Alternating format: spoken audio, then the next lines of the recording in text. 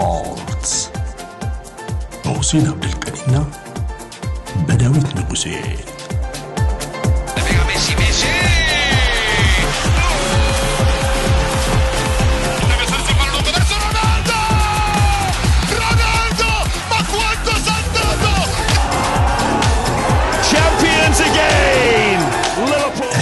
HD ስፖርትስ። ሰላም አድማጭ ተመልካቾች እንዴት አላችሁ? ኤችዲ ስፖርት በተወዳጁ ብስራት ኤፍኤም 101.1 እንዲሁም ደግሞ በኤችዲ ስፖርት ዩቲዩብ ቻናል ወደ እናንተ ይደርሳል። የለተሰኞ ፕሮግራማችን ነው። ለአንድ ሰዓት ቆይታ ይኖረዋል። በርካታ ጉዳዮችን ይዳስሳል። አድማጭ ተመልካቾቻችን አብራችሁን ስለምትሆኑ ከወዲሁ እናመሰግናለን። የተለያዩ ጉዳዮች ይነሳሉ። የአፍሪካ ዋንጫ ጨዋታዎች ወይም የምድብ እንቅስቃሴዎች እንደቀጠሉ ናቸው የሚገኙት። ትናንት የተደረጉ ጨዋታዎች ነበሩ። ከዛም ውጪ ደግሞ የሚከናወኑ መርሃ ግብሮችም አሉ። በተለይም ደግሞ ትናንት አይቮሪ ኮስት ከካሜሮን ያደረጉት ጨዋታ በ1-1 ውጤት ተጠናቋል። ሪያድ ማህሬዝ በፍጹም ቅጣት ምት ግብ እንዲያስቆጥርላት ያስፈልጋት አልጄሪያ ከቡርኪና ፋሶ ጋር ጨዋታውን አከናውና 1-0 በሆነ ውጤት አሸንፋለች። ኢኳቶሪያል ጊኒና ሱዳንም ጨዋታቸውን አከናውነው ነበርና ሱዳኖች አሸናፊ ሆኗል። እንግዲህ በምድብ 5 እነዚህ ቡድኖች ያሉ ናቸው። ዛሬ የሚደረጉ ጨዋታዎች ይኖራሉ። በርከት ያሉ ናቸው። አንደኛው የአንጎላና የግብጽ ጨዋታ ይጠበቃል። የዚምባብዌና የደቡብ አፍሪካ ጨዋታም እንደዚሁ ይኖራል። ኮሞሮስ ከማሊ፣ ዛምቢያ ሞሮኮ የሚያደርጓቸውም ጨዋታዎች ይጠበቃሉ። በተለይም ደግሞ ከሞሮኮ ብሔራዊ ቡድን ጋር በተገናኘ ባለፈው ከማሊ ጋር አቻ መውጣቱን ተከትሎ በርካታ ጉዳዮች እየተነሱ ይገኛሉና ይህንን ጉዳይ የምናነሳ ይሆናል። በተለይ ከአሰልጣኙ ጋር የተገናኘ መሰናበት አለበት የሚሉ ድምጾች እየተሰሙ ነው። ይህንን ጉዳይ እናነሳለን። በእንግሊዝ ፕሪሚየር ሊግ እንግዲህ ቀጣይ 20 ጨዋታዎች ይቀራሉ። 18 መርሃ ግብሮች ተደርገው ተጠናቋል። አሁንም አርሰናል በመሪነት ላይ ይገኛል። ማንቸስተር ሲቲ ሁለተኛ ነው። በመሃላቸው የሁለት ነጥቦች ልዩነት ብቻ አለ። አስቶን ቪላም በአሸናፊነቱ እንደቀጠለ ነው የሚገኘው። አስቶን ቪላ ይርቃል፣ ከዋንጫ ፉክክሩ ብዙም አይኖርም እየተባለ ግን ደግሞ ተከታታይ ድሎችን እያስመዘገበ እየተጓዘ ነው የሚገኘው። በ18ኛው ሳምንትም ወደ ስታንፎርድ ብሪጅ አምርተው ቼልሲን አሸንፈው ተመልሰዋል። የዋንጫው ፉክክሩ ምን መልክ ይኖረዋል ከዚህ በኋላ የሚለውንም ጉዳይ የምናነሳ ነው የሚሆነውና በርከት ያሉ ጉዳዮች ናቸው። አድማጭ ተመልካቾቻችን አብራችሁ እንድትቆዩ በማክበር እንጋብዛለን። በአካልና ሁሴን ነው በዚህ ሳምንት ቆይታ የምናደርገው። ሁሴን እንዴት ነህ? ሰላም ነው ወይ ብያለሁ። ሰላም በአካል እንዴት ነህ? ሁሉ ሰላም ነው አልሐምዱሊላህ። ደህና ነህ? አለን። እንግዲህ የአፍሪካ ዋንጫ ሁሴን ቀጥሏል። ሁለት ጨዋታዎችን ያከናወኑ ብሔራዊ ቡድኖች አሉ። በሙሉ አጠናቋል። አሁን ወደ 3ኛው ማለት ነው ከነገ ጀምሮ የምድብ 3ኛ ጨዋታዎች ናቸው የሚደረጉት። እንግዲህ ውጤቶቹን አንስቻለሁ። ሞሮኮ ብሔራዊ ቡድን ጋር በተገናኘ ባለፈው ከማሊ ጋር አቻ አጠናቋል ሁሴን። አሁን ይሄ ብሔራዊ ቡድን ከአሰልጣኙ ጋር መለያየት አለበት ወይም አሰልጣኙ መሰናበት አለባቸው የሚሉ ድምጾች አሉና ሞሮኮ አካባቢ ምን አለ የሚለውን ጉዳይ እሱን እናንሳ። ጠቅላላ ያለ አፍሪካ ዋንጫ ላይ ማንሳት የምትፈልገውም ነገር ካለ እሱን አንስተን ወደ አውሮፓ ጉዳዮች እናልፋለን። አፍሪካ ዋንጫው ጥሩ ነገሮች እየታየበት ነው። ጥሩ ጨዋታዎች አሉ። የካሜራ ማቀንተኑም ቀረጻውም ጥሩ ነው። ያው ሞሮኮ እንግዲህ ዓለም ዋንጫን ምናጫት ናት አይደለም? ሞሮኮ ታዘጋጃለች ብለን። ስለዚህ የስቴዲየሞች ኳሊቲ፣ የካሜራ ኳሊቲ ብዙ ጥሩ ነገር አለው። ተመልካችም ቢሆን በደንብ እየተገኘ ነው በስቴዲየሙ እና ጥሩ ነገር አለ። አሁን ትላንት የካሜሮንና የኮትዲቯር ጨዋታ ቆንጆ ጨዋታ ነበረ። ሁለቱም በደንብ በቃ ጥሩ ፉክክር ያሳዩበት ጨዋታ ነው ማለት ትችላለህ። በዚህ ላይ ቆንጆ ጎልም አማድ ቆንጆ ጎል አገባ። ግን ያው ደቂቃም አልፈጀም። ከ2-3 ደቂቃ በኋላው እነዛን ደግሞ በዲፍሌክሽንም ቢሆን ጎል አስቆጥረው 1-1 ወጡ እና ጥሩ ጨዋታ ነበር። የአልጄሪያም እንዳልከው አልጄሪያ ቡርኪናን 1-0 አሸንፏል። እንግዲህ ሳውዲ ያለው ማህሬዝ በፔናልቲ አግብቶ ጨዋታው አልቋል። በዚህ ጨዋታ ላይ በነገራችን ላይ እንትናን ራባ ማጀርን አይቻለሁ። ደስ ብሎኛል። ትሪቡን ውስጥ ነበርና በጋዜጠኝነት ኬሬሬ ኢንተርቪው ካረኳቸውና ደስ ካሉኝ ደስ ርካታ ካገኘሁባቸው ኢንተርቪዎች መካከል አንዱ ራባ ማጀርን ያረኩበት ኢንተርቪው ነው። ደስ የሚል ኢንተርቪው ያረኩት ማለት በቃ ደስ በደንብ አቀባበል ያደረገልኝ ማለት ነው። በደንብ ግልጽ ነው ያናገረኝ። ሳይው በቃ ሁሌ እሱን ሳይው የሆነ ነገር ተች ያደረገኝ ያ ነገር ትዝ ይለኛል እና ይሄን ይመስላል። ከዛ ውጪ ግን አንተ እንዳልከው የሞሮኮ ብሔራዊ ቡድን እንግዲህ ከምድብ ውስጥ አንዱን አሸንፏል። ከዛ ትላንት ቅዳሜ ዕለት ደግሞ አቻ ወጥቶ በ4 ነጥብ ይመራል። ማሊና ዛምቢያ ሁለቱም እንግዲህ ይከተላሉ በሁለተኛ ደረጃ በ2 ነጥብ ያ እና የሞሮኮ ደጋፊዎች ግን በቲሙ ደስተኛ አይደሉም። እንግዲህ እንደሚነገረው ከውድድሩ በፊትም ቢሆን ደጋፊዎች በአሰልጣኙ ላይ እምነት የላቸውም። ስለዚህ ሚዲያው በኩል የሚቀርብ ሚዲያውም ደጋፊውም አይፈልጉትም አሰልጣኙን። ኦፍ ኮርስ ዓለም ዋንጫ ላይ ካታር ላይ ትልቅ ተአምር ሰርቶ ዓለም ላይ ያገኘው እንትን ታስታውሳለህ። ትልቅ ክሬዲት አግኝቶ ነበረ። አሁን ግን በቃ ጥሩ ነገር አይታይም እዛ ካምፕ አካባቢ።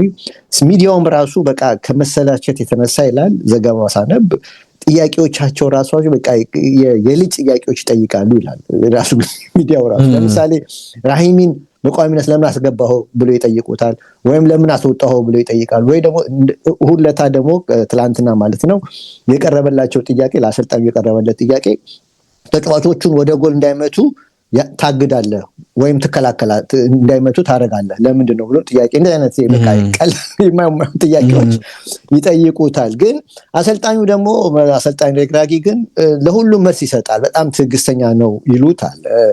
ለምሳሌ ከባህሬን ጋር ኦክቶበር ላይ ሲጫወት 1-1 የሞሮኮ ቡድን ወጥቶ ነበር እና እዛ ጨዋታ ላይ አንድ ጋዜጠኛ ጥያቄ ላከለት እና ጥያቄው ሲያቀርብለት ብሔራዊ ቡድኑ ኮሚኒኬሽን ኃላፊው ደግሞ ጥያቄው በቃ አሁን እንደዚህ የልጅ የህፃን ጥያቄ ነው ብሎ ጥያቄው እንትን ማለት አልፈለገም፣ ማሳለፍ ግን ሬግራጊ ግን ቶ መልሰዋለሁ ብሎ መልሱን ሰጠ ይላል ዘገባው። እና በዚህ ላይ ደግሞ ሲሰጥ ደግሞ መልሱ ታክቲካል አድርጎ ስለሆነ ረጅም አድርጎ ነው የሚያወራው ይሉታል ሲያወራ።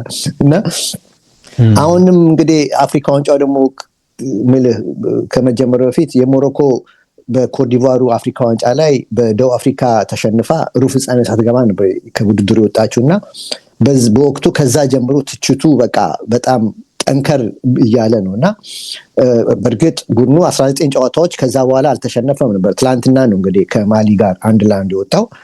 ግን የአሰልጣኙ ጫና ግን ከዕለት ዕለት እየበዛ እንደሆነ ነው ዘገባው የሚቀርጸው። በቅርቡ እንደውም ዲሴምበር 18 እንደምታውቀው ያለፈው ከ10 ቀን በፊት ምናልባት ይሄን ነገር አንስቼልን ነበር። በአራብ ካፕ ሞሮኮና ጆርዳን ፋይናል ደርሰው ነበር እና በጣም ቆንጆ ጨዋታ ነበር። በጣም ምርጥ ጨዋታ ነግሬሃለሁ። በጣም ምርጥ ጨዋታ ነበርና ሞሮኮ በመጨረሻ 3-2 ያሸነፈው ኤክስትራ ታይም ተጨምሮና በጣም ውብ ጨዋታ ነበር። እዛ ጨዋታ ላይ ሻምፒዮን ያስደረጉት አሰልጣኝ ታሪክ ሴክቲዩ ይባላሉ እና ወደዚህ እንዲመጡ ፈለጉ። ይህ ታሪክ ሴክቲዩ ደግሞ ፈረንሳይ ኦክሴር 97-99 ለ3 ዓመት በአጥቂ ቦታ የተጫወተ ተጫዋች ነበር እና አሁን ያ ድል ሰውን ደጋፊውን ወስውሶታል፣ ወደዚህ እንዲመጣ ይፈልጋል። እና ከዚህ ከአረብ ካፑ ሌላ በቻን 2024 ላይ እንደዚሁ ሞሮኮ ድል እንድታደርግ አድርገዋል ያሰልጣኝ። እንደገና ደግሞ በኦሎምፒክ ላይ ደግሞ ግማሽ ፍጻሜ አድርሶ ለማድረስ የቻለ አሰልጣኝ ነው። ለዚህ ነው እና ስለዚህ አሁን በተለይ ቡድኑ ትላንትና ከማሊ ጋር 1-1 ከወጣ በኋላ በሶሻል ሚዲያ ላይ በአሰልጣኙ ላይ ትልቅ እንትን ምንድነው ቅስቀሳ ልበል እንትን ተብሏል፣ ተያይዞታልና አሁን እንደውም ጥያቄያቸው አብዛኞቹ አሁኑኑ በውድድሩ ማል ይነሳ ነው። ምክንያቱም አያዘልቀን ዋንጫ እንድናገኝ አያደርገንም። ተዚህ ለሃል የዛሬ 2 ዓመት ኮትዲቯር ላይም እኮ እንደዚህ ነገር ተፈጥሮ ከምድቡ ላይ ተዚህ ለሃል ተቀብሎ እኮ ምክትሉ ዋንጫ ይበላው። ትክክል። እንደዛ ይላሉ፣ እንደዛ ያሉት ነው እና ጠንከር ብሎ ይወጣል። ግን አሰልጣኝ ሬግራጊም ቢሆን ያለ ምክንያት አይደለም ይሄን ኃላፊነት የተቀበለው ይላል ዘገባው። ምክንያቱም ሲዩም ስትመለከት ይላል በ2016 የራባት ክለብ የሆነውን ኤፍዩኤስ ሲምባል ክለብ ሻምፒዮን አስደርጓል። እንደገና ደግሞ ካታር ላይ አልዱሃል የተባለው እንደዚሁ የዋንጫ ባለቤት አድርጓል። ዊዳድ ካዛብላንካን ደግሞ እንደዚሁ ይዞ የሞሮኮ ሻምፒዮን አስደርጓል። የአፍሪካ ቻምፒየንስ ሊግ ዋንጫ እንዲያገኙ አድርጓል። ለዚህም ነው ይሄንን ብሔራዊ ኃላፊነት የሰጡት። ግን ያው ምን በእድል አይደል የሚመጣው። ግን እንደዛም ሆኖ ግን አሁን ጫናው እጅግ በጣም በዝቶበታል። የሞሮኮ እግር ኳስ ፕሬዚዳንት ደግሞ የምፈልገው ዋንጫ ብቻ ነው ብሎታል። ሞሮኮ ዋንጫ ማግኘት አለባት፣ ሌላ ነገር አልፈልግም የሚል ነገር አንስተዋል። በእርግጥ ከኮሞሮስ ጋር እረፍት ላይ ህዝቡ ሲያፏጭ ነበር መክፈቻው ጨዋታ። አሁን ደግሞ ትላንትና ደግሞ ከማሊ ጋር አቻ ሲወጡ እንደዚሁ ጠቅላላ ስቴዲየሙ ተመልካች በፉጨትና በተቃውሞ ቀውጦታል ስቴዲየሙን። እና በእርግጥ ሐኪሚ ተጠይቆ ነበረ ትላንት ውለታ ሲጠየቅ ሞሮኮ ለአራተኛ ከወጣ ጀምሮ ዓለም ዋንጫ ላይ ማለት ነው የአዲስ ሞሮኮ ቡድን ነው የተመለከትኩት ነው የሚለው እሱ። እና ልዩ የሆነ ስፒሪት በቡድናችን ውስጥ ሰርጿል። ስለዚህ አሰልጣኝ ለአሰልጣኙ ወግኖ ነው ሐኪም የሚናገረው። መቀጠል አለበት። ደጋፊዎቻችን ለማስደሰት ነው ሁሌ የምንጥረው። ይሄ ነገር ደግሞ አለ ፓሪስ ሰን ዠርመን ውስጥም ያየሁት ነው። ፓሪስ ሰን ዠርመን እንደው ይተች ነበር አሰልጣኙም እኛም ተች ነበረ። ግን መጨረሻ ላይ ግን ይሄው የአውሮፓ ሻምፒዮን የዓለም ኢንተርኮንቲኔንታል ካፕ አነሳን እና ስለዚህ ለአሰልጣኙ ድጋፍ ስጡት አይነት አባባል ይናገራል። ትዕግስት ይኑረን ይላል። ግን አሁን እንግዲህ አሰልጣኙ እንዳልከው ከዛምቢያ ጋር ጨዋታ አላቸው። ኔክስት ግን እውነት ከውድድሩ መሀል ያዝነሷቸዋል ወይንስ ምን ይቀጥላሉ? የምንመለከተው ይሆናል። እና ይሄ ነው በመነጋገሪያ ፖይንት በአፍሪካ ዋንጫ ላይ ያለው ልልህ ነው። ያ ትክክል። ደግሞ ተገማችን ቡድን ነው አይደለ? አንድ አዘጋጅ ነው፣ ሁለት ደግሞ እንደ ሐኪም አይነት ተጫዋቾች በሪያል ማድሪድ የምናውቃቸውም ተጫዋቾች እንደዚሁ አስደናቂ ታለንት ያላቸው ተጫዋቾች ስላሉ ከዋንጫ በታች ልክ እንዳልከው ፌዴሬሽኑ ፕሬዚዳንቱ እንዳሉት ከዛ በታች አንቀበልም ቢሉም ደግሞ ይገባቸዋል። ትክክል። ካለው ኳሊቲ አንፃር ይሄንን ነው እንግዲህ የአፍሪካ ዋንጫው በደንብ እየተሟሟቀ ደግሞ ሲመጣ ሁሴኑ እኛም የምንሰራቸው ፕሮግራሞች እየጨመሩ እንደሚመጡ እናስባለን። የእንግሊዝ ፕሪሚየር ሊግ ጉዳዮችን እንመልከት ሁሴኑ። እንግዲህ ቀደም ብሎ ነው ሁሉም ጨዋታዎች ፉክክሩ ላይ ያሉት ቡድኖች የተጫወቱት ቅዳሜ ነው እኔም አንተም እንደምናውቀው። ከዛ በኋላ እንግዲህ የተለያዩ ጉዳዮች ይነሳሉ። አርሰናል ከብራይተን የነበረው ጨዋታ ታስታውሳል። እሱ ጨዋታ ላይ እንግዲህ በአርቴታ በኩል ሁለቱም የግራና የቀኝ ፉል ባኮች ካላፊዮሪም ከጨዋታው መጀመር ጥቂት ደቂቃዎች ያሟሟቀ ጉዳት ገጠመው። ቲምበር ደግሞ አንድ ቀን ቀድሞ እንደዚሁ። ስለዚህ ከሁለቱ ቀዳሚ የግራና የቀኝ ተመላላሽ ፉል ባኮች ውጪ እንደ ራይስ አይነት ተጫዋችን ፉልባክ አድርጎ ለመጠቀም የነበረ እንቅስቃሴን ተመልክተናል። የኦደጋርድ ወደ ግብ አስቆጣሪነት መምጣትንም እንደዚሁ የተመለከትንበት እንቅስቃሴ ነበረ። እንግዲህ ለመጀመሪያ ጊዜ ነው በውድድር ዓመቱ ግብ ያስቆጥረው። አርሰናል ልክ ይሄ የዋንጫ ቡድን ከሚያስመስለው አንደኛው ነገር ሁሴኑ የተለያዩ ወይም ጎሎች ከተለያዩ አቅጣጫዎች ወይም ከተለያዩ ተጫዋቾች መገኘታቸው ነው። ለመጀመሪያ ጊዜ ነው ግብ ያስቆጥረው ስለ ኦደጋርድ 12ኛው የአርሰናል ተጫዋች ነው ዘንድሮ ግብ ካስቆጠሩት። 7 ወር በኋላ ያገባ ሰማሁት ካልሳሳት እንትኑን አላስታወስኩትም፣ ግን ዘንድሮ ለመጀመሪያ ግብ ስለማስቆጠሩ ደግሞ በብራይተን በኩል አርቴታም እንዳለው ትልቁ አጋጣሚ የሚባለው ያቺ የሄዷት ኳስ ነች። እሱንም አስቆጠሩ። ደግሞ የያንኩባ ሚንቴ አስደናቂ ኳስን ዳቪድ ራያ ያወጣበትና በደንብ አርሰናልን የታደገበት ቢያንስ ከጨዋታው ሙሉ 3 ነጥብ ይዞ እንዲወጣ ካስቻሉ አስደናቂ እንቅስቃሴዎች ወይም ሁነቶች አንደኛው የዳቪድ ራያ እንቅስቃሴ እንደነበረ ተመልክተናል። አርቴታ ከጨዋታው መጠናቀቅ በኋላ ምን አለ የሚለውን ጉዳይ ስታነሳ ሁሴኑ በራሳችን ማድረግ የምንችለውን ነገር ሁሉ እናደርጋለን።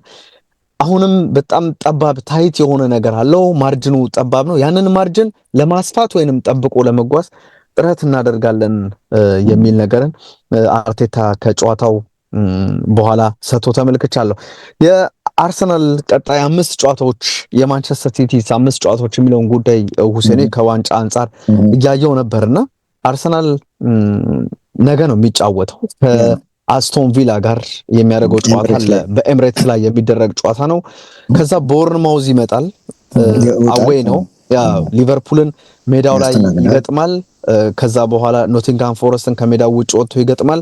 ኤምሬትስ ላይ ደግሞ ማንቸስተር ዩናይትድን እንደዚሁ የሚገጥምበት እንቅስቃሴ አለና ጠንከር ያሉ ጨዋታዎች አሉ። በማንቸስተር ሲቲም በኩል ያው እዚህ ጋር ሂሳቦች ምናምን ሊሰሩ ይችላሉ። አሁን ኤምሬትስ ላይ የሚደረጉት ጨዋታዎች በቃ ሁሉንም ለ3 ነጥብ ኦፍኮርስ አዌይም ላይ ያሉትን ጨዋታዎች ስትመለከት በሙሉ ቦርንማውዝንም ቢሆን ኖቲንጋም ፎረስትንም አርሰናል የማሸነፍ ቅድሚያ ግምቱን ይዞ እንደሚገባ ምንም ጥርጥር የለውምና ከሁሉም ማክሲመም የሚባሉ ነጥቦችን ለማግኘት የሚደረግ ጥረት በአርቴታ በኩል እንደሚኖር በእርግጠኝነት መናገር ይቻላል። ግን የቀጣይ ጨዋታዎቹ ቀላል የሚባሉ እንዳልሆኑ በትክክል የሚያሳዩ መርሃ ግብሮች ናቸው። ሁሴ ነው የማንቸስተር ሲቲን ስትመለከት በጣም ከባዱ እንቅስቃሴ የሚሆነው ወደ ስቴዲየም ኦፍ ላይት አምርቶ የሚያደርገው ከሰንደርላንድ ጋር የሚያደርገው ጨዋታ ነው። በመጪው ሐሙስ የሚደረግ መርሃ ግብር ነው። ከዛ በኋላ ማንቸስተር ሲቲ ጨዋታውን የሚያደርገው ከቼልሲ ጋር ነው። እሁድ ዕለት ጨዋታውን ያደርጋል። ከዛ ድጋሚ ረቡዕ ደግሞ ከብራይተን ጋር ይጫወታል። ከዛ ደግሞ ከማንቸስተር ዩናይትድ ጋር የሚያደርገው ጨዋታ አለና የማንቸስተር ሲቲም ቀላል አይደለም። ብራይተን አለ፣ ሰንደርላንድ፣ ቼልሲ፣ ማንቸስተር ዩናይትድ በቀላሉ የምታያቸው አይደሉም። ደግሞ በመሃል የካራባው ዋንጫ እንደዚህ አይነት እንቅስቃሴዎች አሉ። ሁሴ ነው ማንቸስተር ሲቲ ለምሳሌ ከኒውካስል ጋር የሚያደርገው ጨዋታ ይጠበቃል። አርሰናልም እንደዚሁ ጨዋታውን እያደርጋልና እነዚህ ነገሮች ስትመለከት ከቼልሲ ጋር ማለት ነው አርሰናል ጨዋታውን የሚያደርገውና ጠንከር ያሉ ፍልሚያዎች አሉ። እነዚህ ቀጣይ የሚመጡት ጨዋታዎች ኦፍ ኮርስ ዋንጫው ላይ ተጽዕኗቸው በጣም ትልቅ የሚባል ባይሆንም ግን ደግሞ ሞመንተምን ጠብቆ ከመጓዝ አንጻር እጅግ ወሳኝ መርሃ ግብሮች ስለመሆናቸው ይነሳል። ሁሴኑና እኔ ይህንን ነው ላነሳ ያሰብኩት። አንተ ደግሞ የአርሰናልን ጉዳይ በተመለከተ ጨዋታዎች እንግዲህ አርሰናል ብራይተን እና ቼልሲ አስቶን ቪላ እነዚህ ጨዋታዎች ለኔ ተመሳሳይ ባህሪ ሆኖ ነው ያሳለፍኩት ያለፈልኝ ምልህ አርሰናልም ሆነ ቼልሲ አንድ በሜዳቸው ነው የተጫወቱት። ሁለቱም ፈርስት ሃፍ ላይ የበላይ ነበራቸው። ሰከንድ ሃፍ ደግሞ አንደኛው መጨናነቆች ተፈጥረዋል። ያው በዝርዝር ወራ ልግባለሁ እና ወደ ቁጥሮችን ስመለከት ለምሳሌ ቡድኖች የበላይነት የሚይዙባቸው መነሻ መለኪያዎች አንድ ቦል ፖዚሽን ነው፣ ሁለት ሹት ነው፣ ሶስተኛ ፔናልቲ ቦክስ ውስጥ ስንት ገባ ነው፣ አራተኛ ኤክስጂው ነው፣ አምስተኛ ጎሉ ነው። እነዚህ ናቸው እንግዲህ አንድን ቡድን በአዛኛው ቡድንና የበላይነት ይዟል ብለህ ሲምፕተም የሚሰጥህ ምልክት የሚሰጥህ እነዚህ ነገሮች ናቸው እና እነዚህ ነጥቦች ስትመለከት ቦል ፖዚሽን በኩል ኳሱን በመቆጣጠሩ በኩል አርሰናል እና ብራይተን አርሰናል 58% ነው፣ ፈርስት ሃፍ ነው የምነግርህ 58% ነው፣ ብራይተን 42% ነው። ቼልሲ ፈርስት ሃፍ 71% ነበር፣ አስቶን ቪላ 29% ነበር ፈርስት ሃፍ። እንግዲህ የምንሰነጥር ቁጥሩ ፈርስት ሃፍ ነው። ወደ ሹት ስትመጣ አርሰናል 15 ሹት አድርጓል በብራይተን ላይ ፈርስት ሃፍ ላይ፣ ቼልሲ 10 ሹት አድርጓል። በአንጻሩም ብራይተንም አስቶን ቪላ ምንም ሹት አላደረጉም። አርሰናል ግን 3 ኦን ታርጌት አድርጓል።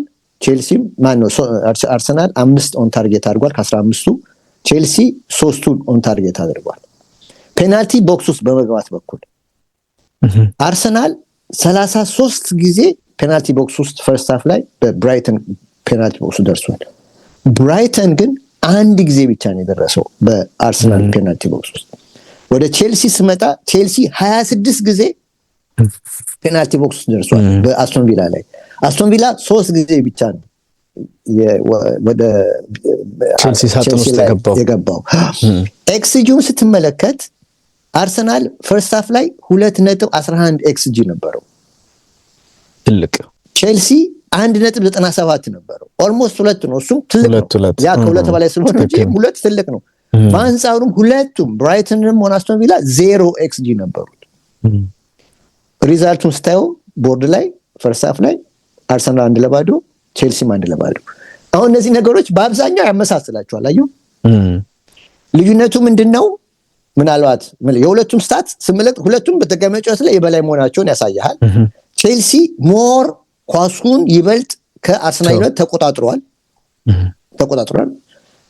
አርሰናል ደግሞ ከቼልሲ የሚበልጠው የበለጠ የብራይተንን ጎል ሲያስጨንቅ ነበር። ምክንያቱ ለምንድነው? ኤክስጂ 2.1 ነው። ፔናልቲ ቦክሱ 33 መጥተዋል። ሹት የሚያደርጉት 15 ነው እና ሞር ጫና የፈጠሩት አርሰናሎች ናቸው ከቼልሲ። ከቼልሲ ግን ቀላል አይደለም። ምክንያቱም ሹት 0 ኤክስጂ 0 ነው እና ሰከንድ ሃፉን ስትመለከት አርሰናል ቦል ፖዚሽን 47% ሆነ፣ ብራይተን 53% ሆነ። ቼልሲ ጋር ስትሄድ 71 ለ29 የነበረው 53 ለ47 ሆነ። ቼልሲ 53 ቪላ 47 ኦልሞስት ተቀራረበ። ወደ ሹት ስትመጣ አርሰናል 9 ጊዜ ሹት ሲያደርግ ሰከንድ ሃፍ፣ ብራይተን 8 ጊዜ ነው ሹት ያደረገው። በደንብ አድጓል። ብራይተንም የብራይተን አድጓል፣ አርሰናልም ሹት አድጓል በደንብ። ትክክል። ቼልሲ ጋር ስትመጣ ሹት ያደረገው 4 ብቻ ነው። አስቶን ቪላ ግን 11 ሹት አድርጓል። ልዩነቱን አየው። 11 ሹት ብቻ ሳይሆን ከዛ ውስጥ አስቶን ቪላ ከ11ዱ 8ቱ ኦን ታርጌት ሲያደርግ፣ ቼልሲ ግን ከ4ቱ አንዱም ኦን ታርጌት አላደረገም። ምን ያህል ሰከንድ ሃፍ በቃ ምንም ኦን ታርጌት ሳታደርግ፣ ያ ግን ከ11ዱ 8ቱን ኦን ታርጌት አድርጓል። ፔናልቲ ቦክስ ውስጥ ከወሰድክ አርሰናል 24 ሲደርስ ብራይተን 17 ነው የደረሰው።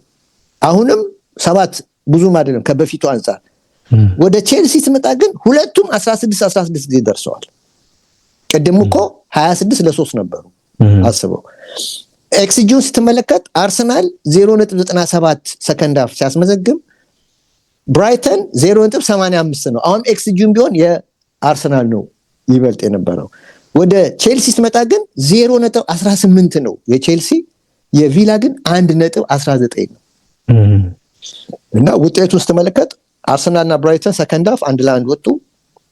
ቼልሲ እና ቪላ ግን ቪላ 2-0 አሸነፈው ሰከንድ ሃፍ።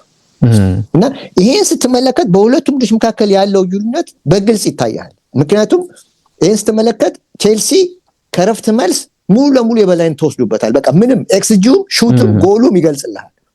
በአንጻሩም አርሰናል ጋር ስትመጣ ግን ከብራይተን የተበለጠው በቦል ፖዚሽን ብቻ ነው፣ ኳስ በመቆጣጠሩ እንጂ ሌላው ግን ወደ ፔናልቲ ቦክስ ውስጥ በመግባት ኤክስጂውን በካልክ የአርሰናል ነው የተሻለ ሆነ እና ሹቱን ኤክስጂውና ቦክሱን ኮርሰድ አርሰናል የበላይ ነው። ስለዚህ አሁን ብራይተን ከራሱ በሁለተኛው ክፍለ ጊዜ በአንጻራዊነት የተሻለ ነው ትላለህ እንጂ የአርሰናል መውረድ አይደለም። የአርሰናል መውረድ አይደለም፣ የብራይተን መሻሻል አለ። አርሰናልም ደግሞ እዛው ፔሱን ቀጥሏል ማለት ነው። ትክክል። ያ ነው በአንጻራዊነት ብራይተን ከፈርስት ሃፍ አሁን ሰከንድ ሃፍ ላይ የተሻለ ነበር። ግን ብራይተን እንደ አስቶን ቪላ ቼልሲ ላይ የወሰደውን የበላይነት ግን አልወሰደም። ቁጥሮች ሁሉ ይገልጹላል። እና የሁለቱም ቡድኖች ደግሞ ስትመለከት የአርሰናልና የብራይተን የ90 ደቂቃ የሞሜንተም ግራፉን ስትመለከት ብራይተን ጎሉን ካገኘ 64ኛው ደቂቃ ላይ ካገኘ እስከ 75ኛው ደቂቃ ድረስ ነው ነቃ ያለው። ገብቷል። ለ11 ደቂቃ ነው 10 ደቂቃ ምናምን 11 ደቂቃ ነው። አዎ ነቃ ያለው።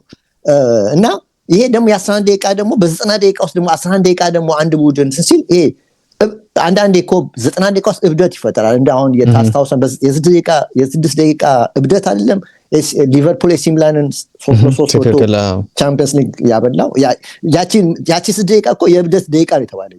የእብደት ነው እንጂ በኳስ ነገር ገብቷል ከስንት አንድ የሚፈጠር ነው። እና ሪከቨር ለማድረግ ግን ከዛ ከ11 ደቂቃ በኋላ ግን አርሰናል ሪከቨር አድርጓል ብለህ ከጠቀስክ አዎ ልዩነቱ ጨዋታ ወደ መገባደዱ ስለሆነ ብራይተን የበላይ አድርገን እንድንወስደው አእምሯችን ውስጥ እንዲቀመጥ ያደርጋል። አንድ ምክንያቱም ጫና ይበዛል።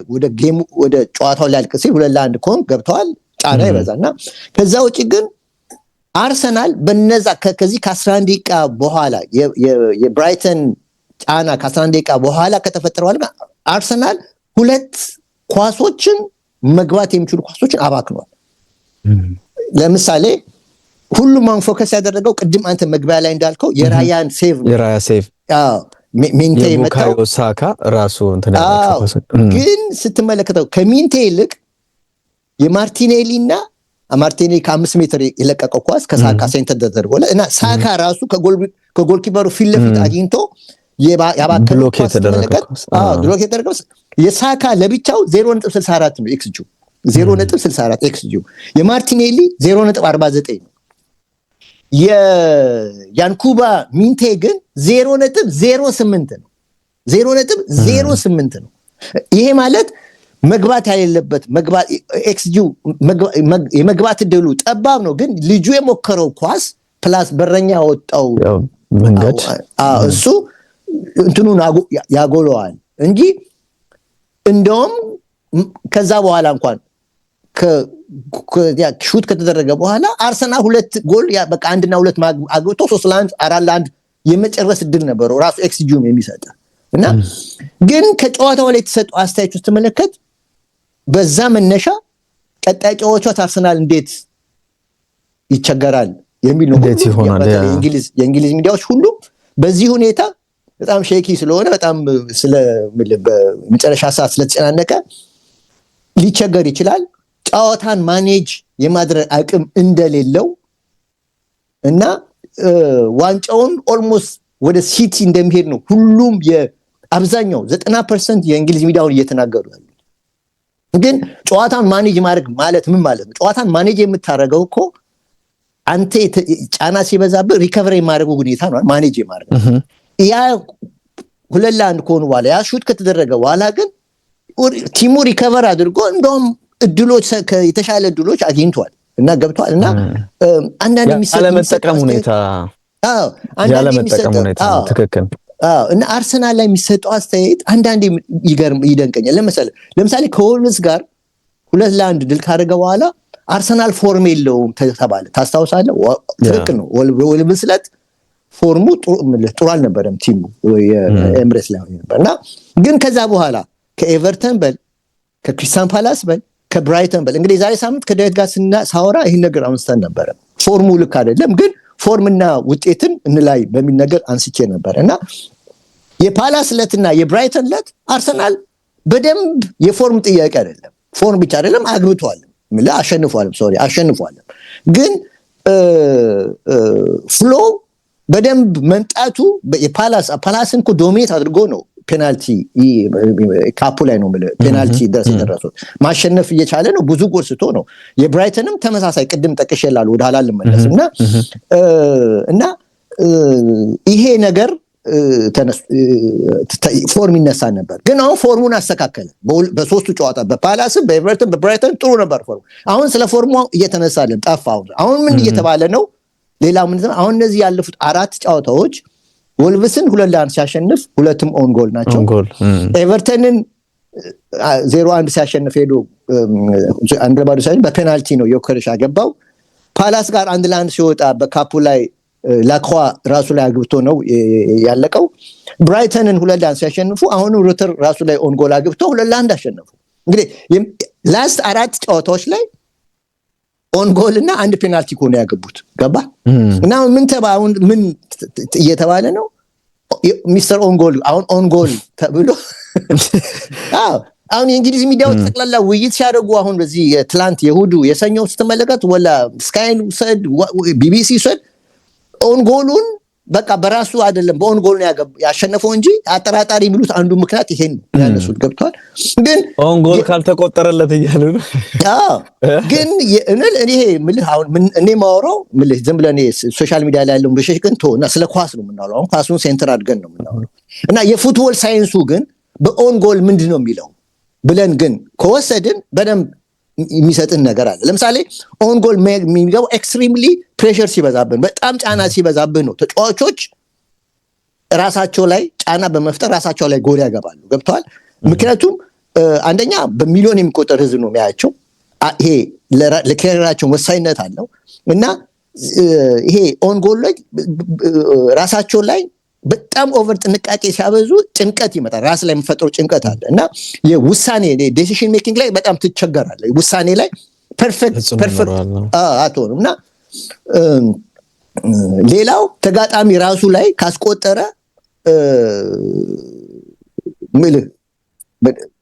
ጫና አሁን ለምሳሌ አብዛኛው ጫና የሚበዛው በተጋጣሚ ላይ ጫና ሲበዛ ምን ይፈጠራል? ኮሚኒኬሽን ተከላካዮች ጋር ነው ኦንጎል የሚያገቡ ተከላካዮች ናቸው አይደለም?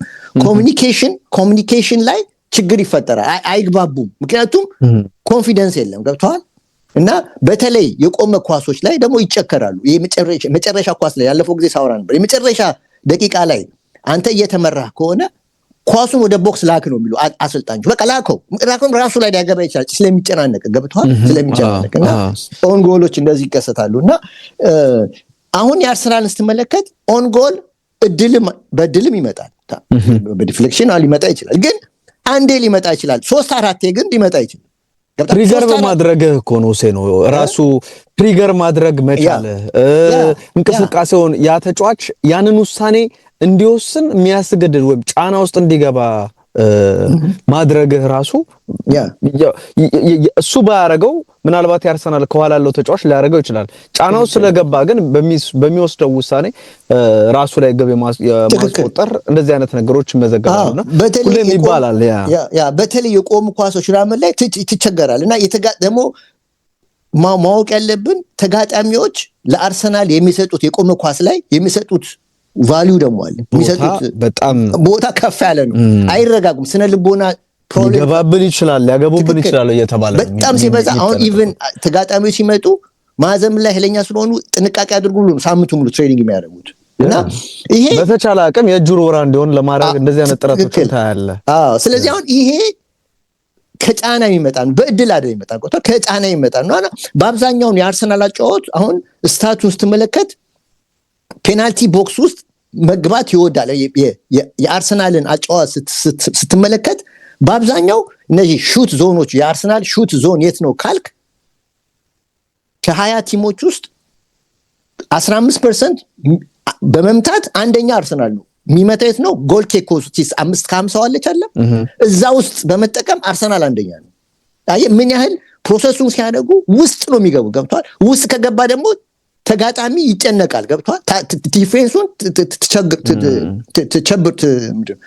እንዲቸገር ታደርገዋል። ቀጥሎ ያለው ኤቨርተን ነው 14፣ ቀጥለው ቼልሲ ነው። አሁን ቼልሲ፣ ሊድስ እና ቶተንሃም 13% አላቸው። እና ይሄ የኦን ጎል ዞን የሚባሉት ይሄ ከበረኛና በተከላካይ መሃል ያሉት ስፔሶች ናቸው ኦን ጎል ብዙ ጊዜ የሚፈጠሩት። እና ስለዚህ እዛ ላይ ብዙ መግባት አለብህ፣ እዛ ላይ ኳስ መላክ አለብህ። ይሄ ደግሞ ዝም ብሎ በእንትን አለ የሚመጣው በእድል አይደለም፣ ዲዛይን ተደርጎ ነው። ገብቷል።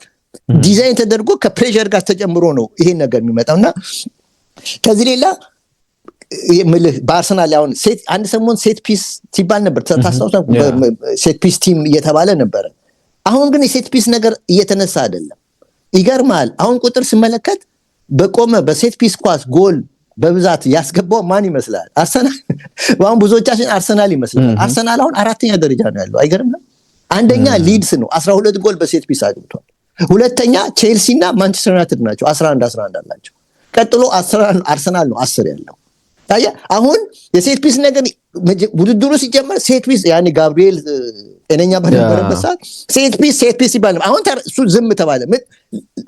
አሁን ሴት ፒስ ማለት ቆመ አይደለም። እና ሁሉ ጊዜ ኮሜንታተሮች ኮርና በተገኘ ቁጥር ራሱ የቲቪ ኮሜንታተሮች ሴት ፒስ ይነሳ አርሰናል ነው የሚሉት። ግን አሁን አርሰናል 4ኛ ደረጃ ወርዷል። አሁን ከሌሎቹ ተበልጧል ከሌሎቹ። እና እነዚህ ነገሮች ገብተዋል። ይሄ አሁን ኦን ጎል ኤፍሲ ብል ይሉታል። ስቲል በእንትኑ አንደኛ ነው አይደለ ሁሴኑ? ምናልባት ቼልሲ ሁለተኛ ይመጣል ከሴት ፒስ ጎሎች እንዳልከው። አርሰናል ሊድስ 12 አስቆጥሯል። ቼልሲ እና ማንቸስተር ዩናይትድ 11 አላቸው። ቅድም ያየሁት ግራፍ እሱ ነው። ቀጥሎ አርሰናል 10 ነው ያስገባው። የኮርና ኳስ ደግሞ ብቻ ነው የኮርና በዛ አርሰናል ሴት ፒስ ማለት ነው። አርሰናል እኮ በኮርና ብቻ ነው የቆመ ኳስ ላይ ነው። ገብቶኛል። አጠቃላይ አጠቃቀሙ በኮርና በሚለው ግን ነው ኮርና ማዘን ነው። ሴት ፒስ ስለ ኮርና ብቻ አይደለም የቆመ ኳስ ተረድቻለሁ። እንድንለየው ብዬ ነው አድማጮች። እና ይሄ ነው። ሌላው አሁን ሰሞኑን የተያዘው ነገር ምንድነው? አርቴታ የተረጋጋ አይደለም። ይሉታል። አርሰናል ቡድኑን እየረበሸ ያለው አርቴታ ነው እያሉት ትችቶች እየቀረቡበት ነው። ያው በዚሁ በመከናኛ እንግሊዝ ሚዲያ ነው። እና እውነት አሁን አርቴታ ነው መረጋጋት ያለው ወይንስ ፔፕ ነው? ማን ጋር ነው መረጋጋት የምታየው? ፔፕ ላይ ነው ወይስ እንግዲህ መረጋጋት ማለት ጫና ሲበዛብህ ማለት ነው። እና ሲቲ ላይ ጫና ሲበዛ ፔፕ እንዴት ነው፣ አርሰናል ላይ ጫና ሲበዛ አርቴታ እንዴት ነው ብለህ ካልክ የፔፕ እኮ በደንብ ፊት ለፊት ወንበር ሲደበድብ በርግጫ ሲማታ ምን ሲል የምትመለከተው ኢቨን ከተጫዋቾች ጋር ተጫዋቾች አሁን ኬዲቢ ታስታውሳል፣ ያኔ አፍን ዝጋ ሲለው ጊዜ አይሰጣቸውም፣ በየሰከንዱ ነው የሚናገራቸው። እና ዶኩን ውሰደው፣ ዶኩ ሹት ባደረገ ቁጥር እኮ ከተበላሸበት ዞር ብሎ እኮ ቤንች ነው ፔፕ ነው ሁሌ ጊዜ ጭንቀት ማለት ነው። እና ልቀየር ነው የደረሰ ነው ሰዓቴ ይላል። ምክንያቱም ታክቲክ ላይ ሲሪየስ ነው። በኋላ ስለ ሼርኪ አነሳልሃለሁ። እና ሲሪየስ ነው ፔፕ። ስለዚህ አሁን እዛ ጋር ነው ተጫዋቾች የምትረብሸው ወይንስ አርቴታ ነው ተጫዋች የሚረብሽ? አይገባኝም። የሚሰጠው ነገር ሁሉ ስነ ልቦና ጫና በቲሙ ላይ የሚፈጠረው እየተጎተተ የሚሰጠው አስተያየት በቲሙ ላይ ስነ ልቦና እንትን ለመፍጠር ብዙ ርቀት የሚካሄድ የሚመስለው ስታየው። እና አሁን አርሰናል በጠባብ ውጤት እያሸነፈ ነው ይሉታል። አሁን 2-1 ብራይተንን አሸነፈ፣ አስተማማኝም አይደለም ይሉታል። ማንቸስተር ሲቲ ኖቲንግሃም ፎረስትን ኮምፎርታብል ሊሆኑ ያሸነፈው ኮምፎርታብል ሪዛልት ነው አይደለም። እንደውም እድለኛ ነው 2-1 ማሸነፉ በጣም እድለኛ ነው። እና ይሄንን ነው የምልህ በአርሰናል እና በቼልሲ ጨዋታ ማለት አሪፍ ሀሳቦች ናቸው ሁሴኖ እንዳነሳው። አሁን ከአርሰናል ጋር የሚነሱ ሻምፒዮን ለመሆን እንዳነሳው የጨዋታዎችን ብቻ ሳይሆን ሚዲያውንም ማሸነፍ ያለበት እስኪመስል ያሉ ጫናዎችን በአርሰናል ላይ ትመለከታለህ። የቪላን ጨዋታ ያው አንተ ጠቅልል አድርገህ እያነሳኸው ነበረ ሁሴኖና አሁንም እንደ ዋንጫ ተፋላሚ የሚቆጥረው ቡድን የለም። ግን ደግሞ ከውጤት አንጻር የራሳቸውን ሪከርድ አሻሽሏል። እንደውም የ111 ዓመት ሪከርድ ነው። የመጀመሪያው ዓለም ጦርነት በተጀመረበት ጊዜ ነበረ እንግዲህ 11 ተከታታይ ያኔ ኳስ ምንወርም ራሱ ይገርም። ከ111 ዓመት በፊት ነው 11 ተከታታይ ጨዋታዎችን በሁሉም መድረክ አሸንፈው የነበረውና እዛ እኔ ጋር ያለው እኔ ጋር ማቃት አንድ ሴትዮ አለች እና አረጋግጥ እድሜው ስንት ነው ታውቃለህ? 101 እሷ ራሷ ልትወለድ 10 ዓመት በፊት ማለት እሷ እንኳን ከመወለዷ ከ10 ዓመት በፊት ከ10 በፊት ነው ታሪክ የተመዘገበውና በ111 ዓመት ይላል ሁሴኖ በሊጉ 8 ተከታታይ ድል ማስመዝገብ ችሏል። በፕሪሚየር ሊጉ በፕሪሚየር ሊጉ እንግዲህ የቼልሲን እንቅስቃሴ ስትመለከተው ኦፍ ኮርስ የአሰልጣኙ ቅያሪ ሁለተኛው አጋማሽ ላይ በተለይም አሰልጣኞች እነዚህ ፕላን ቢያቸውን ሲተገብሩ ደቂቃዎች ወሳኝ ናቸው ሁሴኖና ልክ 30 ደቂቃ ሲቀረው በቃ ፕላን ቢውን በሁለተኛነት የያዛቸውን ተጫዋቾች ወደ መጠቀም መጥቶ እንደ አማዱ ኦናና አይነት ተጫዋችን አማካኝ ክፍል ላይ ያስገብቶ ከዛ ደግሞ ሌሎች ተጫዋቾች ሊበሬት እንዲሆኑ ያደረገበትን መንገድ ስታይ ኦሌ ዋትኪንስ ተቀይሮ ገብቶ በቃ ተጽዕኖ እጅግ ትልቅ እንደነበረ ሱፐር ሰብ እንደሆነ የተመለከትንበት ሳንቾም ከእንቅስቃሴ አንጻር እንዴት ሲያስጨንቃቸው እንደነበር በመስመር በነበረው እንቅስቃሴ ያንን ነገር በቼልሲ በኩል ተመልክተናል። የኮል ፓልመር ተቀይሮ ሲወጣ መነጫነጭን ተመልክተናል። ደግሞም አሰልጣኙም ያው ቅጣት ላይ ስለነበሩ በቀጥታ ቡድኑን የመሩበት አጋጣሚ አልነበረም። አሰልጣኝ ኤንዞ ማሬስካ ለቼልሲ ከኮርና ሁሴኖ ግቦችን ለማስቆጠር ብዙ የሚቸገር አይደለም። 8 የኮርና ኳሶችን አስቆጥሯል። አምና 7 ነው ያስቆጠረው ሁሴኖ። ከሰባቱ የሚገርም 7 ጎሎችን ለማስቆጠር ማለት ነው 234 ኮርናዎችን ማሻገር ነበረባቸውና ዘንድሮ በዚህ ትንሽ ቁጥር ቼልሲዎች 8 ጎሎች ላይ መድረሳቸውን ያሳያል። ለቼልሲ ግን መጥፎ ነገር ሁሴኖ የሚነሳው ማስቆጠር ብቻ ሳይሆን እነሱ ላይ የሚቆጠሩትን የኮርና ኳሶች መከላከል አለመቻል፣ አሁንም ቡድኑ ላይ መረጋጋት አለመኖር። ወጣት ቡድን ነው፣ በደንብ የሚያረጋጋ ኢንጌም ማኔጅመንት ላይ ጥሩ የሆኑ ውሳኔዎችን መወሰን የሚችሉና ቡድኑ በሚቸገር ሰዓት ልክ ቅድም ባነሳው የብደት በሆኑ ደቂቃዎች ላይ ይሄ ነገሮችን እያረጋጋ ቡድኑን የሚመራ ሁነኛ ተጫዋች አሁንም በቼልሲ በኩል እንደሌለ የሚያሳፍ ኦፍ ኮርስ አምበሉ በደንብ ስራውን የሚሰራ ነው። ሪስ ጄምስ ማጥቃቱም ላይ መከላከሉም ላይ እጅግ አስደናቂ ነው። ደግሞ አሁን ጤናማ ሆኖ ሲጫወት ምን ያክል ኳሊቲው ትልቅ እንደሆነ በተለይ ሲያደርጋቸው ኳሶች በጣም አስደናቂ ናቸው። ሹት ያደርጋል። በጣም ይሄ ለመስመር ተከላካይ የሚበዛ ኳሊቲ ያለው ተጫዋች ነው። ሁሴን ሆነ እጅግ የሚደንቀኝ ተጫዋች ነውና ኮንፊደንሱ እዛ ላይ ጣራ ያነካ ነውና ደግሞ ቡድኑን ለመምራት በደንብ የሚገባው አይነት ተጫዋች ስለመሆኑ የተመለከትንበት አጋጣሚ ይመስላል። የማንቸስተር ሲቲን ስናነሳ ቪላን ቆይ እኔ ሐሳብ የቪላ ላይ ሂድበትና ሁሴን የቪላ ትንሽ ሐሳብ ልስጥ። የቪላ ጉዞ ስትመለከተው እንዳልከው 11 ጌም በተከታታይ ድል ትልቅ ውጤት ነው።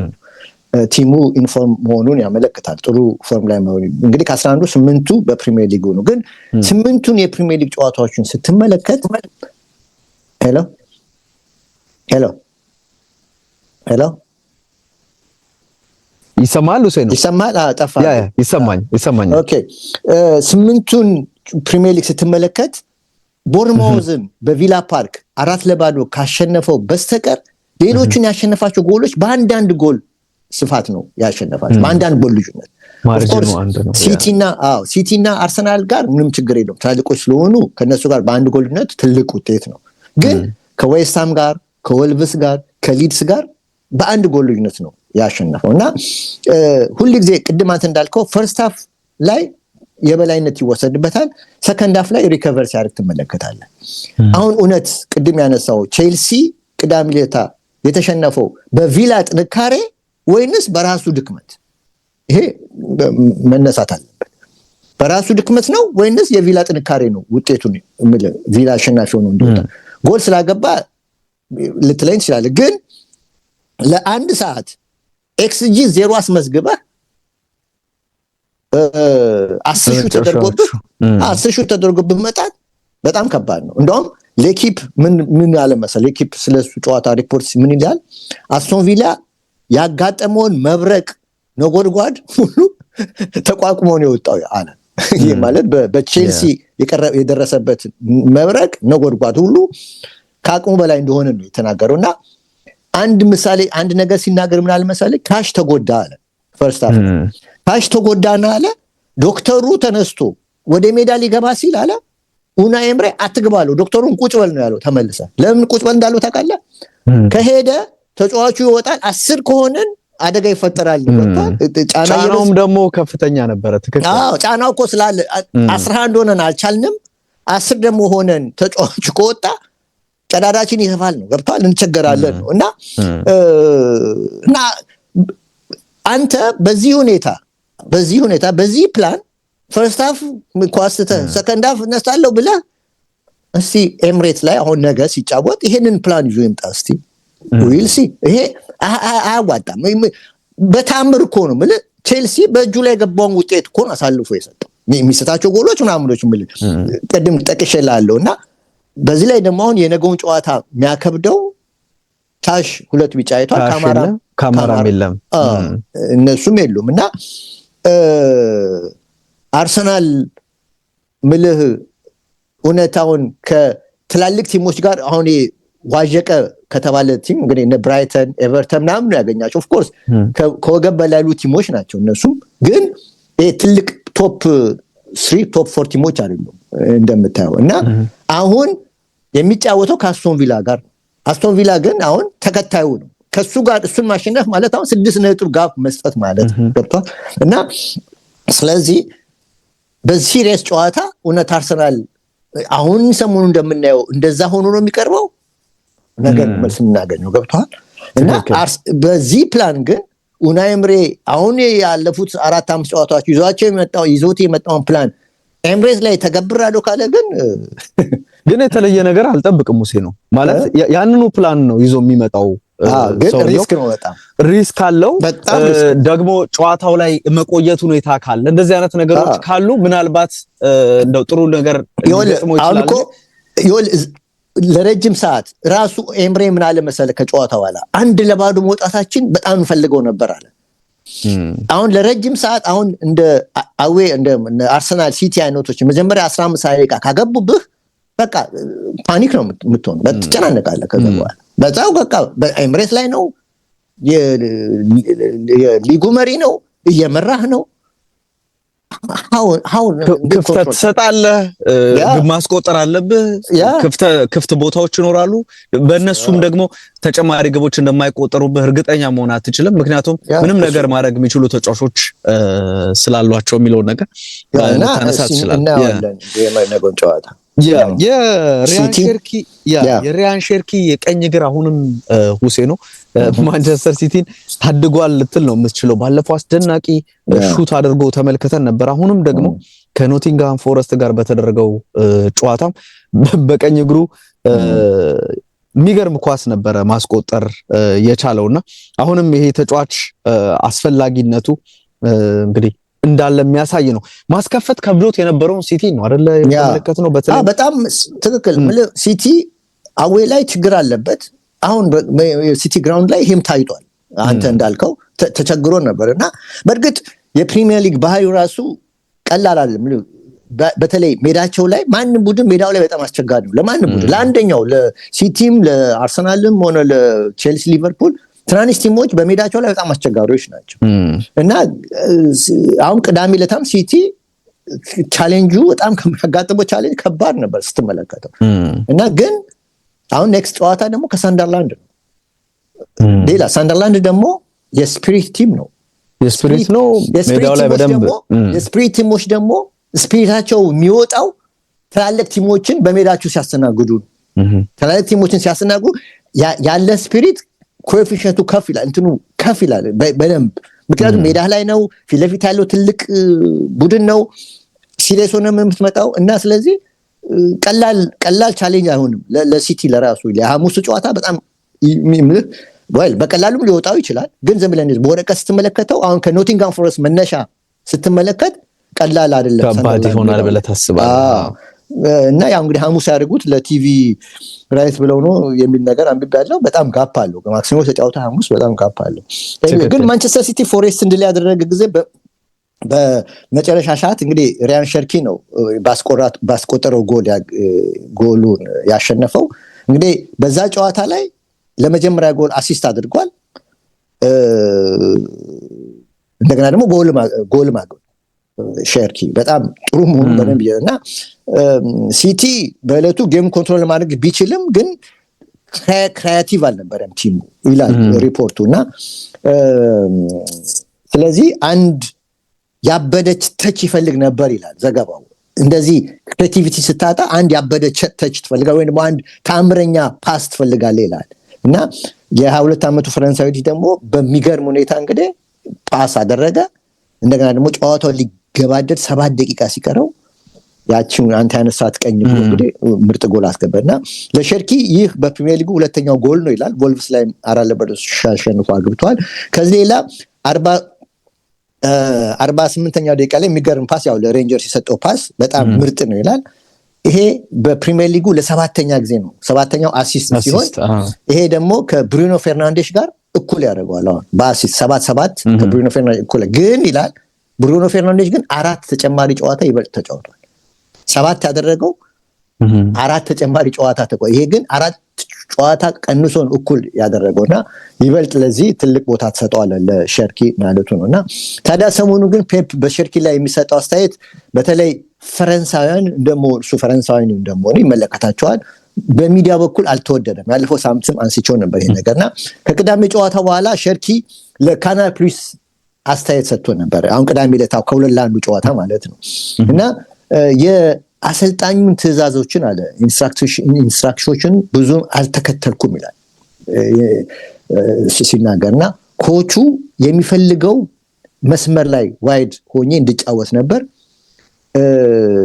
እኔ ግን የተሰማኝ አክስ ውስጥ መግባት ስለነበርብኝ ገብቼ ሄድኩን ተሳካልኝ ብሏል አየህ እንትን ፔፕ እዛ መስመር ላይ ነው እንድትጫወት ያደረገው የሚለው እዛ መስመር ላይ እንዲጫወት ነው የሚለው እሱ ግን በራሱ ጉልበት አክስ ውስጥ ገብቶ ነው እነዛን ሁለት ምታቶችን የፈጠረውና ሸርኪ ከፎሬስት ጋርም እንዲጫወት የተመደበው አሁን ዞን በቀኝ መስመር ነበር ይላል ፔፕ ደግሞ በታክቲክ ላይ ሲሪየስ ስለሆነ ከዛ አካባቢ እንዲወጣ አይፈልግም ነበር ልጁ ግን ከዚያም አልፎ ሄዶ ለሲቲ ውጤት ደርሷል ይላል። ያንን ከተናገረ በኋላ አሁን ሸርኪ ከተናገረ በኋላ ምን አለ? እኔ ቆንጆ የሆኑ ፓሶችን ማሰራጨት እወዳለሁ ብሏል። እወዳለሁ እና ታዲያ ፔፕ ከዚህ ተጫዋች ጋር እንዴት ይዘልቃል ብሎ ጋዜጣ ጥያቄ ያነሳል ዘገባው።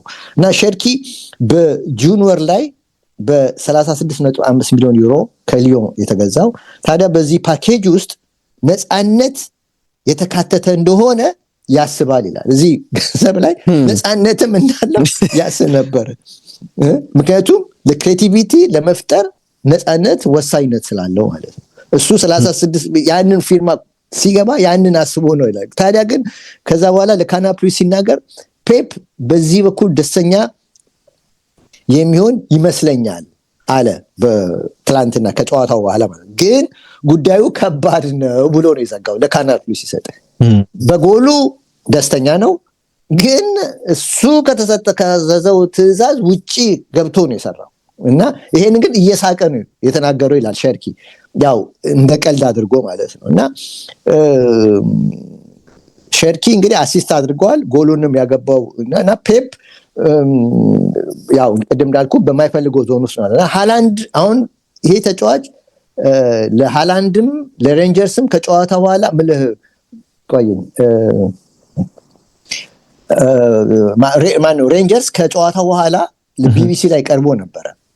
እንግዲህ እሱ ነው ፓስ አድርጎለት ጎሉን ያገባው። ምን አለ? ሸርኪ ፍጹም ልዩ ነው ይላል። ስፔሶችን በቀላሉ ያገኛል። ኳስ በእግሩ ከገባ ደግሞ አለ አንተ ቀድመ ዝግጁ መሆን አለብህ ይላል። በጥሩ ቦታ ላይ ከተገኘ ለመጠቀም ትችላለህ፣ ምክንያቱም እሱ በዚህ በኩል የተካነ ነው ብሎ ነው ለቢቢሲ የተናገረው። በእርግጥ ሸርኪ ይላል አሲስት ካደረጋቸው 7 ተጫዋቾች መካከል አንድ ለፊል ፎደን 3 ኳስ ሰጥቷል፣ ለሃላንድ 2 ኳስ ሰጥቷል፣ ለሩበን ዲያዝ 1 ኳስ ሰጥቷል፣ ለሬንጀርስ 1 ኳስ ሰጥቷል። እና ታዲያ የፔፕ አስተያየት ከዚህ ከፎሬስት ጨዋታ ተጠይቆ ነበር ስለ ሸርኪ እና ምን አለ? አንዳንድ ጊዜያቶች በዚህ ላይ ብዙ ጊዜ ይጮህበታለሁ አለ። ያው ሜዳ ላይ ማለት ነው። አንዳንድ ጊዜ ደግሞ አለ ይህን ሊሳየው እንዳቅፈው ያስገድደኛል፣ አንዳንዴ ያበሳጫኛል አለ። ያበሳጨኛል አንዳንዴ ደግሞ እሱ ያላሰበው ነገር ሲፈጥረ ደግሞ ከጭንቀት ሲያወጣ ደግሞ ለማቀፍ ይፈልጋል። እና ግን ጥሩ ግንኙነት አለን ብሎ ነው መልስ ሰጠው። በእኔና በሱ መሃል ጥሩ ግንኙነት አለ። ይሄ መልስ ግን ለፈረንሳይ ሚዲያ ይመስላል። ምክንያቱም ፈረንሳይ ሚዲያዎች በየጊዜው በሁለቱ መካከል ያለውን ምንድነው ልዩነት አለ ልዩነት እንዳለ ያቀርባሉ። አዎ እና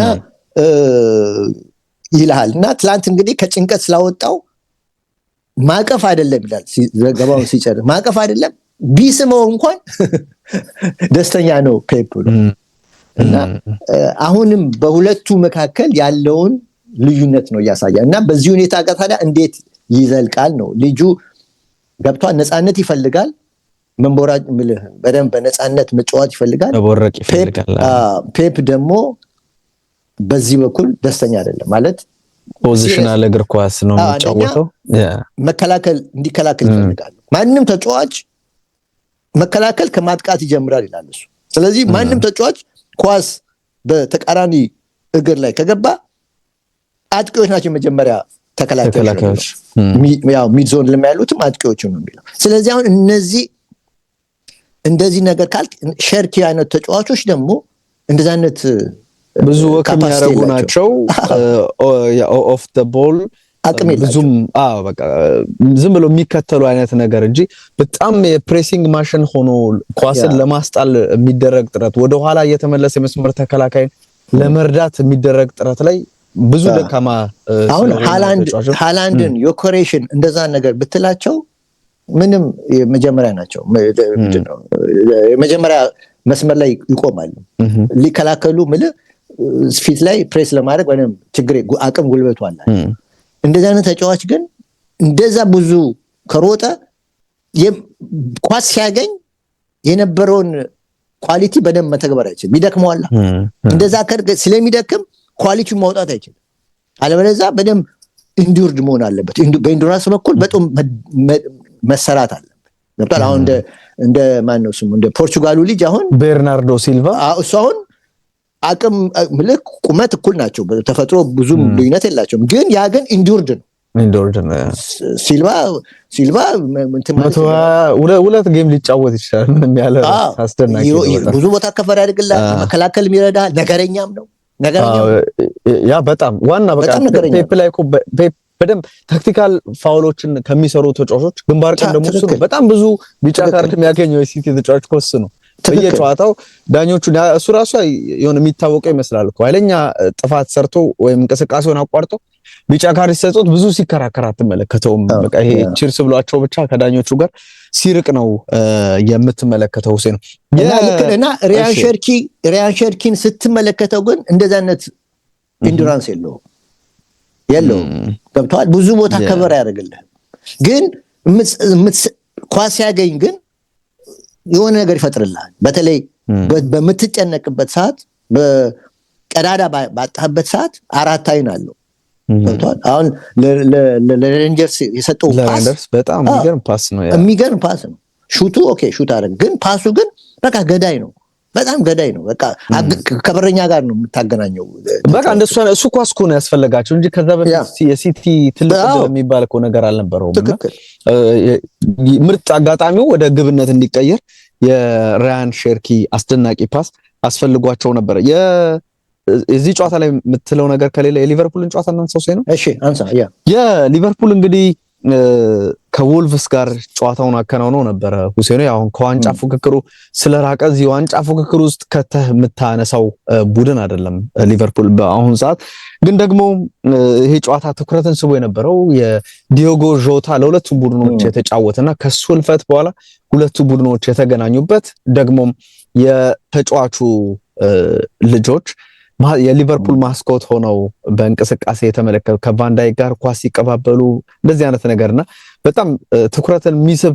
አይነት ነገር ሆኖ ያየነው እንቅስቃሴ ይመስላል ሊቨርፑሎች በአሸናፊነት ነው እንግዲህ ይሄንን ጨዋታ የተወጡት ትልቁ ነገር ደግሞ ሁሴኖ ብዙ ጫና ሲያርፍበት የነበረው ፍሎሪያን ቪርትዝ ባለፈው በኒውካስሉ ጨዋታ የመጀመሪያ የግብ ተሳትፎውን አደረገ አሲስት አደረገ ተብሎ አሁን ደግሞ በዚህኛው በወልቭሱ ጨዋታ ግብ ማስቆጠር ችሏል በ89 ሰከንድ ልዩነት ነው የሪያን ራቨንበርግ ግብና የፍሎሪያን ቪርትዝ ግብ የተገኘውና እንግዲህ በመጀመሪያው አጋማሽ ፍጹም የሚባል ቁጥጥር በተለይ የኳስ እንቅስቃሴን በመያዝ በኩል በሊቨርፑል የበላይነት ተወስዶባቸው ነበር ወልቭሶች ግን ሁለተኛው አጋማሽ ላይ ግብ ካገኙ በኋላም ማርጅኑ ስላልሰፋ አንዳች ነገር ሊኖር ይችላል ራሳቸው አፕሮቻቸው በቃ ደንበኛ ይሄ የአርሰናልን አፕሮች ነው ይዘው የመጡት ሮብ ኤድዋርድስ የወልቭሱ አሰልጣኝ ሁሴን ነው ለምንድነው ቢባል አርሰናልም ጌም ላይ በደንብ ሬዚሊየንት ሆኖ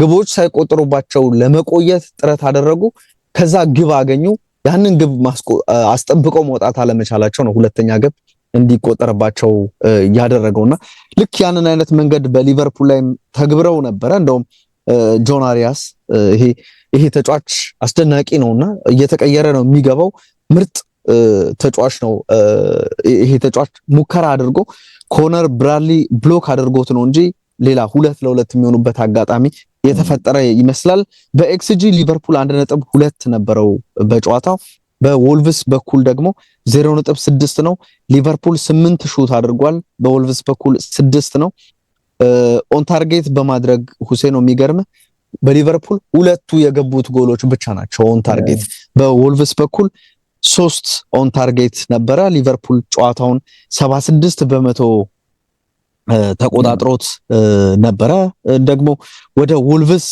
ሳጥን ያጋደለ ነበር ኦልሞስት ይሄ ጨዋታ ወደ 84% የሚሆነው እንደዚህ አይነት እንቅስቃሴ ውስጥ እንዲገቡ ያደረጋቸው ይመስላል እንዳነሳውት ፍሎሪያን ቪርትዝ ግብ ማስቆጠሩ ደግሞ ቁጥሮች ኦፍ ኮርስ ትልልቅ ናቸው ብዙ ኤክስጂ ያስመዘገበው ብዙ ግልጽ ግብ ዕድሎችን የፈጠረው ተጫዋች እሱ ነው የሚል ነገር አለ እንግዲህ ሊቨርፑል አሁን 12ኛ የሴት ፒስ ጎል ተቆጥሮበታል በአጠቃላይ ማለት ነውና እነ ዌስትሃም 10 ከሊቨርፑል የበለጠ ማለት ነው እንግዲህ ማነው ሊቨርፑል 7 ነው ብዙ ግብ እንደዚህ አይነት ነገሮችን በማስቆጠር ማለት ነው በዚህ ላይ ተቀምጧልና ሊቨርፑል መከላከሉ በጣም ዲስኦርጋናይዝድ ሆኖ ቅድም ያነሳቸው ነገሮች እዚህ ለሊቨርፑልም የሚሰሩ ናቸውና 12 ጎሎች ከሴት ፒስ በሊቨርፑል ላይ ተቆጥረዋልና እንግዲህ እንዴት ያደርጋሉ ከኮርና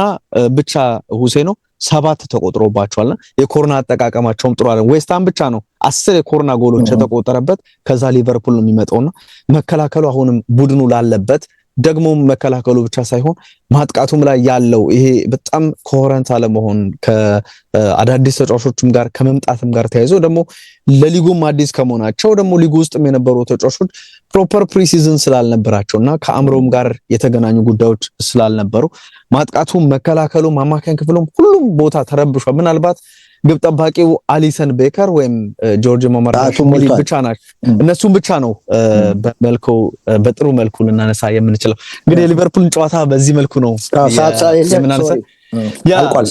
ያ እንግዲህ እዚህ ላይ እናብቃ ሁሴኖ ኤችዲ ስፖርት በተወዳጁ ብስራት ኤፍኤም 101.1 እንደዚሁም ደግሞ በኤችዲ ስፖርት ዩቲዩብ ቻናል ወደ እናንተ ሲደርስ ቆየ በአካልና ሁሴን ቆይታ አደረገን የተለያዩ ጉዳዮችን አነሳን አብራችሁን ስለነበራችሁ እናመሰግናለን አድማጭ ተመልካቾቻችን ሁሴኖ ላንተም መልካም ጊዜ መልካም ምሽት ሰላም ባይ ሁሴኖ